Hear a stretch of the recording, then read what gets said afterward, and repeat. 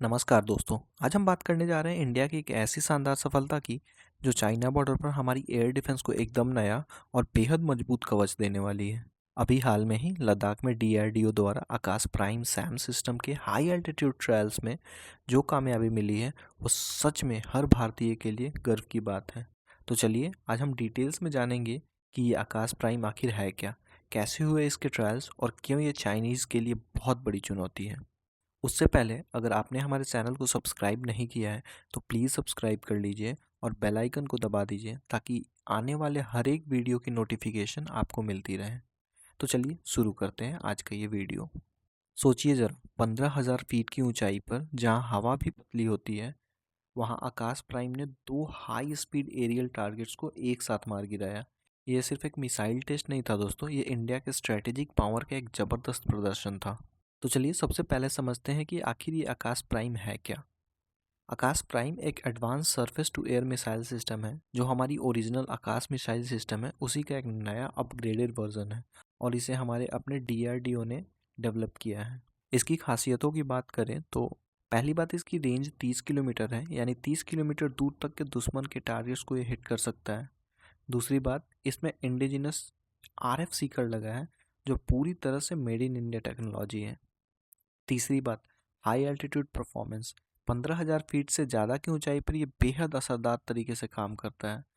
और चौथी सबसे इम्पॉर्टेंट बात, मल्टी टारगेट कैपेबिलिटी के साथ ये एक साथ कई सारे टारगेट को ट्रैक और डिस्ट्रॉय कर सकता है।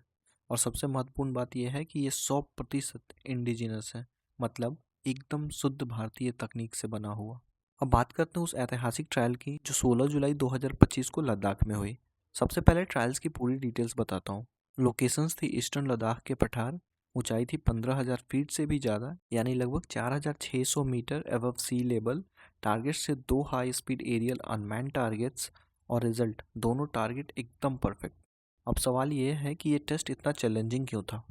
देखिए, हाई एल्टीट्यूड पर हवा की डेंसिटी कम होती है जिससे मिसाइल की परफॉर्मेंस पे असर पड़ता है।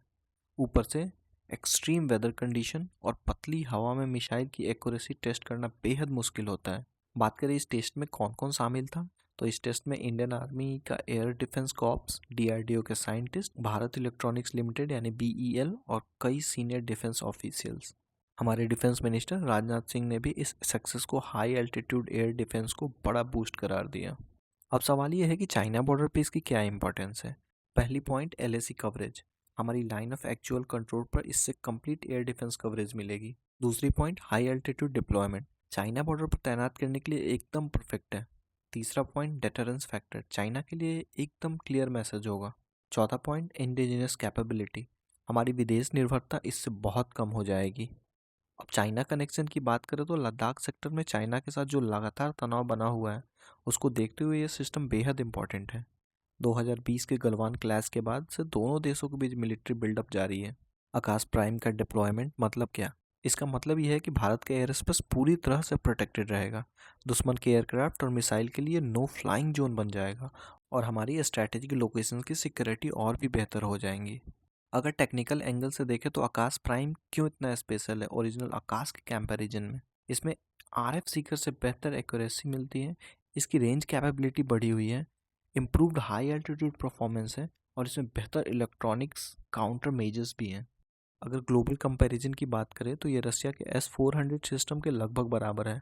चाइना के HQ-9 सिस्टम को ये काउंटर करने में पूरी तरह से कैपेबल है और पाकिस्तान के एयर डिफेंस को तो ये पूरी तरह से आउट क्लास करता है। और इंडिजिनस आरएफ सीकर की बात करें तो ये सबसे बड़ी अचीवमेंट है हमारी। ये पूरी तरह से इंडिजिनस टेक्नोलॉजी से डेवलप किया गया है जो टारगेट को एकदम प्रिसाइज ट्रैक और हिट करता है। अब देखते हैं कि भविष्य में इसका क्या इम्पैक्ट होगा। अगर हम इमीडिएट बेनिफिट की बात करें तो लद्दाख और सिक्किम सेक्टर में इसकी तैनाती होगी, चाइना बॉर्डर पर हमारी एयर सुपेरियरिटी बढ़ेगी और हमारी स्ट्रैटेजी डेटरेंस और भी मजबूत होगी। इकोनॉमिक्स फैक्टर की बात करें तो डिफेंस सेक्टर में रोजगार के नए अवसर पैदा होंगे, टेक्नोलॉजी डेवलपमेंट होगा। रीजनल बैलेंस की बात करें तो साउथ एशिया में पावर बैलेंस में भारत को एकदम क्लियर एडवांटेज मिलेगा। यह सक्सेस मैसेज साफ है कि इंडिया डिफेंस टेक्नोलॉजी में किसी से पीछे नहीं है और अपनी सोवरेनिटी को प्रोटेक्ट करने के लिए पूरी तरह से तैयार है। अगर आपको ये वीडियो इन्फॉर्मेटिव लगी तो प्लीज़ लाइक करें, शेयर करें और हमारे चैनल को सब्सक्राइब करना ना भूलें। कमेंट्स में बताइए कि आपको इंडिया की ये डिफेंस अचीवमेंट के बारे में क्या लगता है।